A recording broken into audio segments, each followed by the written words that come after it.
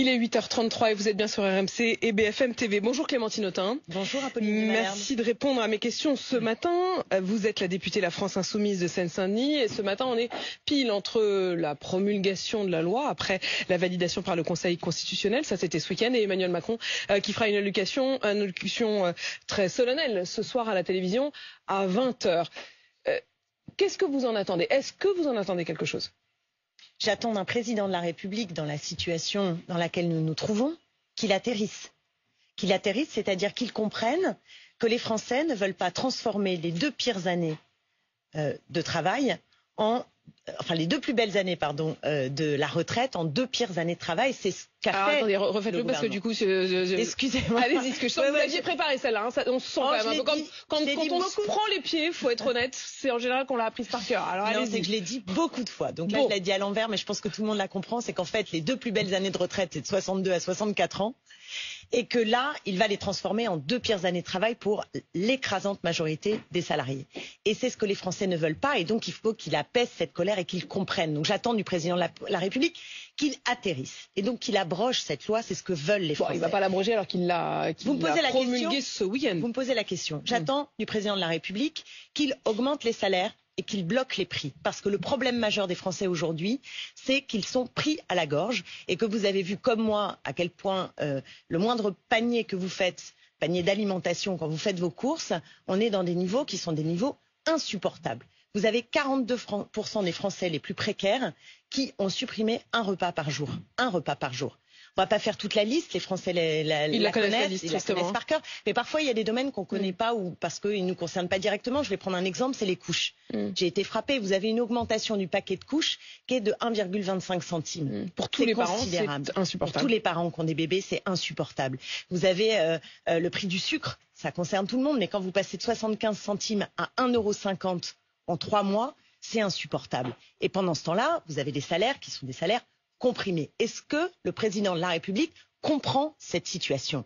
Est-ce que le président de la République est capable de trouver les mots sur la crise de régime que nous traversons? Peut-être aura-t-il lu Libération ce matin qui, en une, dit que 76% des Français estiment que la démocratie est en mauvaise santé et que 1 Français sur 2 pense qu'Emmanuel Macron est autoritaire. Donc, est-ce que Emmanuel Macron, ce soir, aura atterri? J'entends bien que je fais un vœu pieux.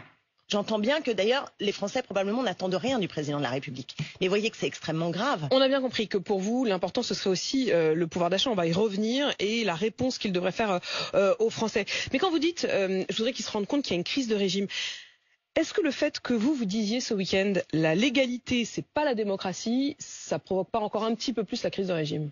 Non, ce qui provoque la crise de régime, c'est de penser que la légalité pourrait être la démocratie.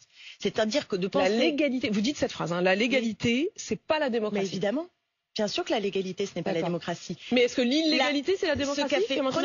Prenez l'exemple concret.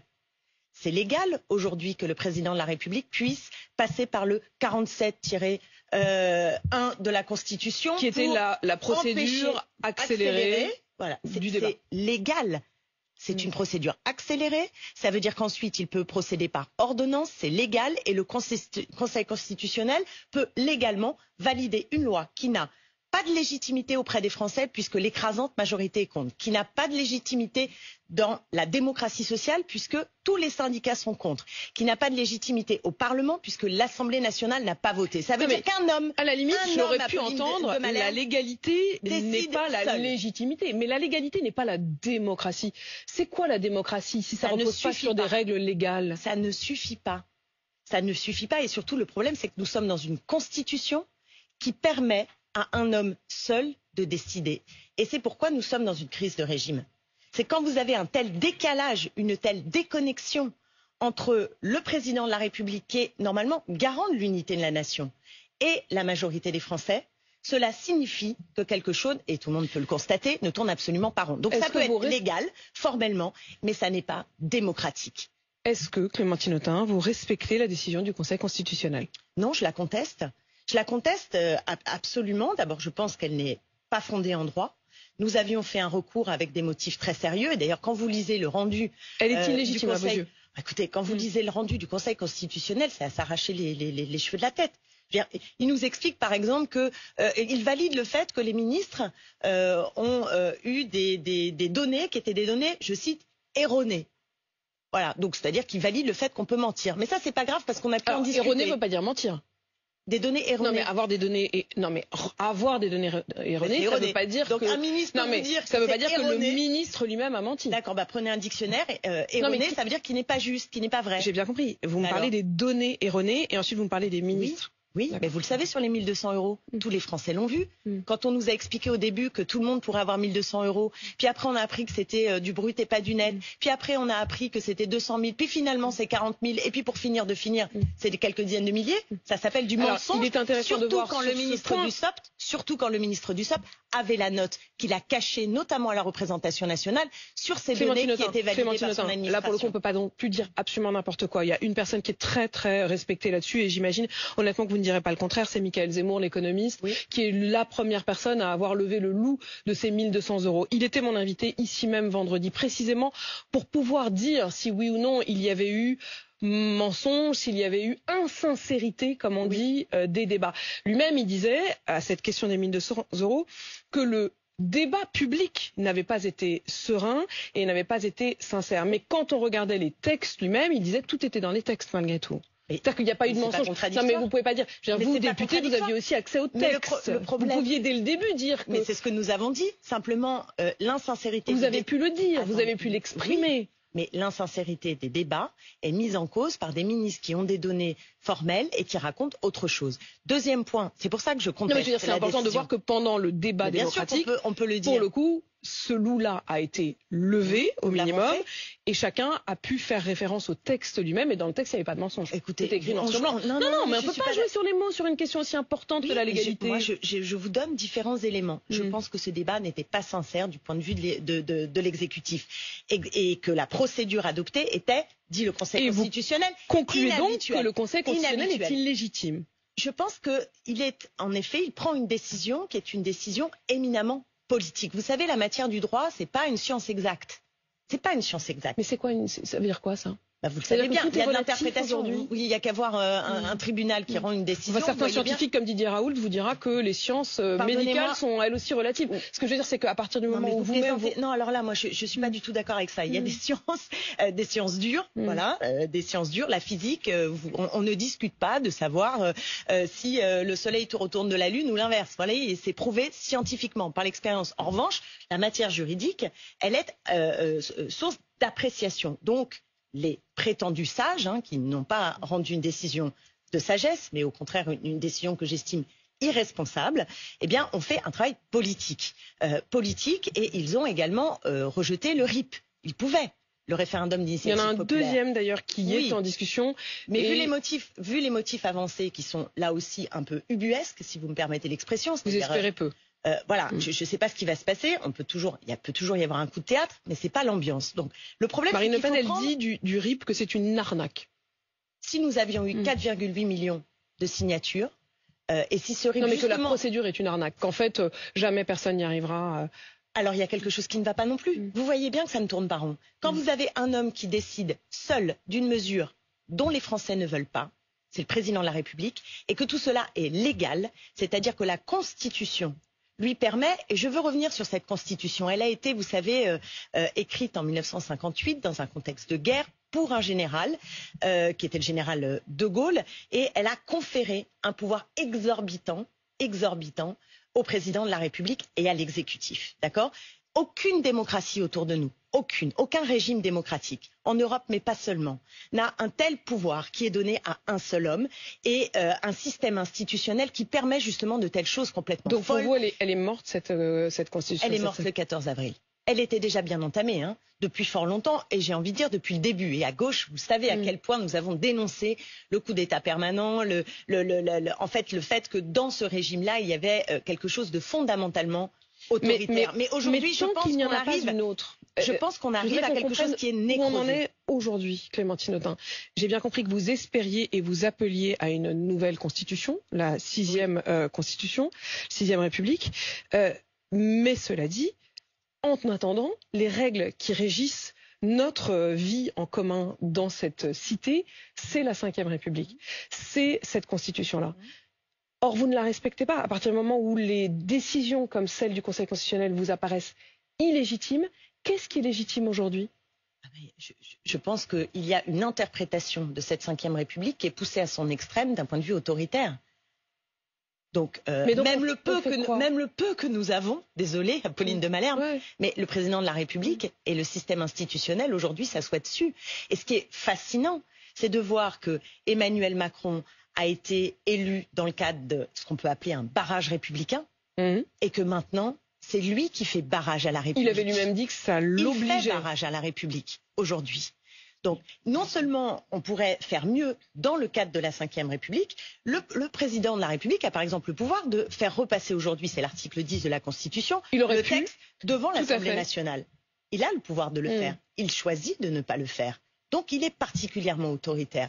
Et je veux que chacun comprenne que ce changement institutionnel, c'est pas quelque chose qui aurait rien à voir avec la vie quotidienne des Français. C'est quelque chose qui a à voir. Tout le monde peut le comprendre. Qui décide aujourd'hui? Mais de choses simples. Je vous parlais tout à l'heure des salaires. Qui décide des salaires? Qui décide que, par exemple, l'année dernière, 80 milliards d'euros... La plupart du temps, c'est les patrons. Non, il y a quand même... Non, ça peut être l'État. Bien sûr que ça peut être l'État. Bien sûr, mais la plupart du temps, pour l'instant, en tout cas... La hausse du SMIC, qui peut le décider? L'État. Voilà, l'État, donc l'Assemblée nationale. Donc vous voyez, ça dépend de nous. Décider d'indexer les salaires sur l'inflation, qui peut le décider? Un système politique. Ça peut tout à fait être une décision. Ça avait d'ailleurs été le cas jusque dans les années 80. Une décision politique. L'année dernière, 80 milliards d'euros ont été redistribués en dividendes aux actionnaires. Qui le décide? Qui le décide? Qui décide qu'on est dans une société où depuis les années 80, on donne des milliards et des milliards aux grandes entreprises sans contrepartie, et pendant ce temps-là, on aide moins les ménages qui sont dans la galère? Qui décide qu'on ferme des maternités?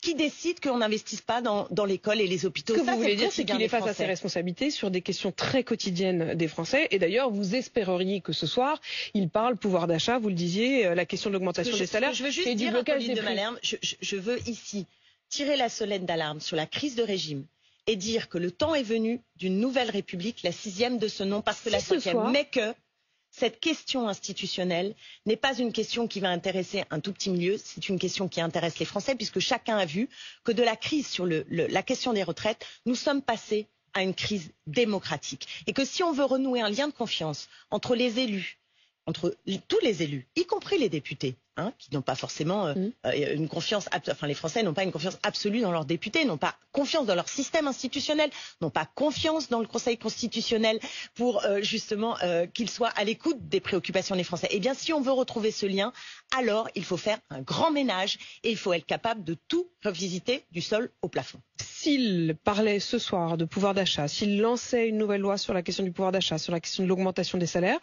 vous seriez prêt, dans ces cas-là, à voter des lois avec le gouvernement? Non, mais nous, on est toujours prêts. S'il y a une loi qui est d'intérêt général et qu'on estime juste, qui permet de faire reculer les inégalités, qui permet d'améliorer le quotidien des Français, on le fait. D'ailleurs, on l'a fait à plusieurs reprises ces derniers temps. Et même quand on a fait avancer les choses, le président de la République est passé par derrière avec la Première ministre et a fait un 49-3.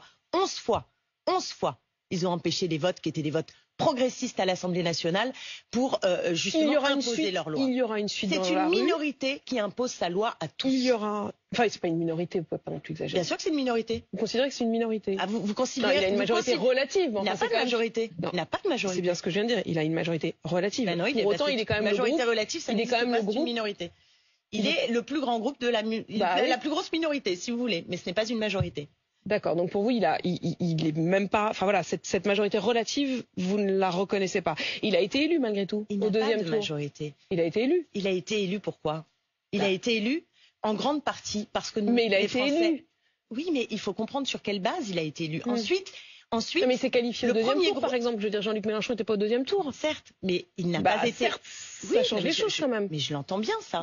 Simplement, je vous dis qu'il devrait songer aux conditions dans lesquelles il a été élu et qui d'ailleurs, quand on regarde l'Assemblée nationale, donne à voir qu'il avait plus de 300 députés avant et puis là, il n'a pas de majorité. Si Jean-Luc Mélenchon avait été élu face à Marine Le Pen, auriez-vous dit la même chose?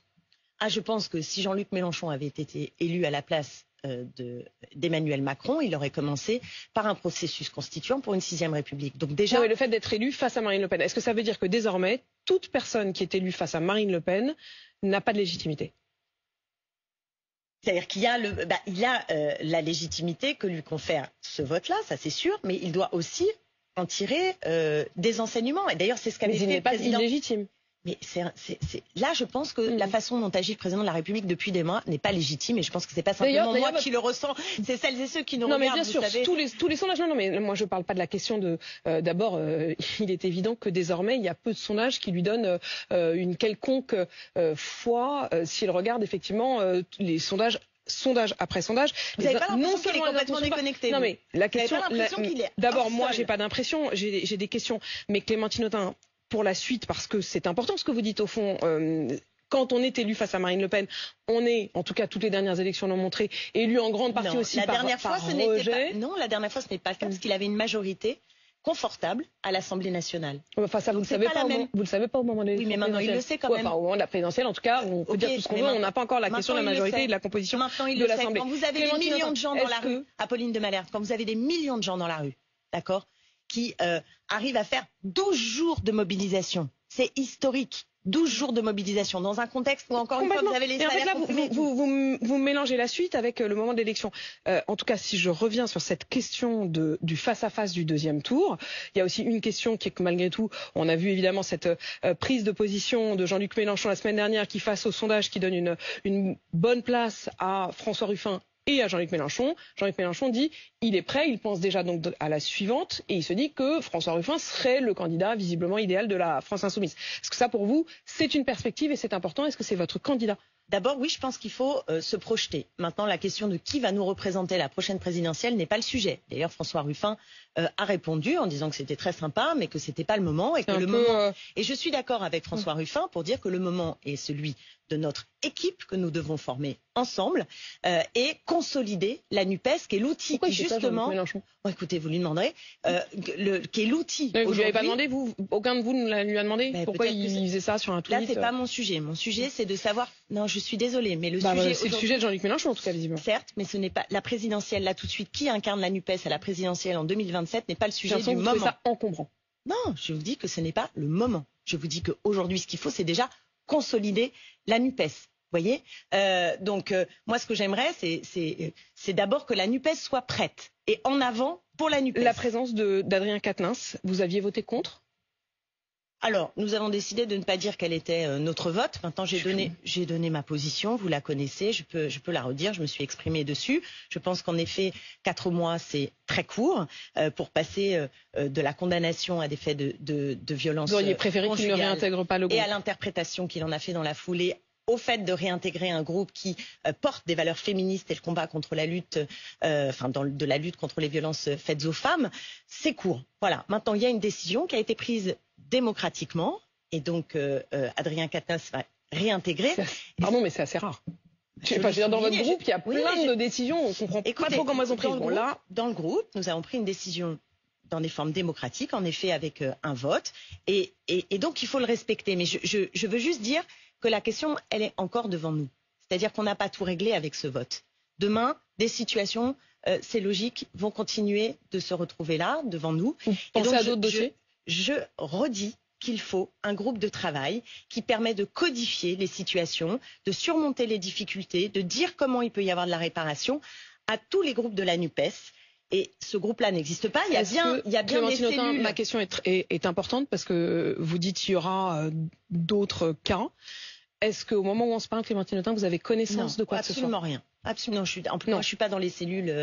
Donc je n'ai connaissance de rien. Mais je sais juste l'ampleur de ces violences et le fait qu'on vit pas hors le monde quand on fait de la politique. Et donc forcément, ces situations vont se retrouver. Et j'aimerais bien que la prochaine fois, on ait des modes de réaction qui soient plus approprié, du début jusqu'à la fin. Et donc pour y arriver, je dis qu'il faut un groupe de travail qui se mette en place et qui ne soit pas simplement les cellules de femmes, composées de femmes essentiellement, qui partagent leurs difficultés entre elles, mais qui ait une prise en charge politique au plus haut niveau et qu'on décide que ce sujet est un sujet majeur dont les hommes aussi se préoccupent.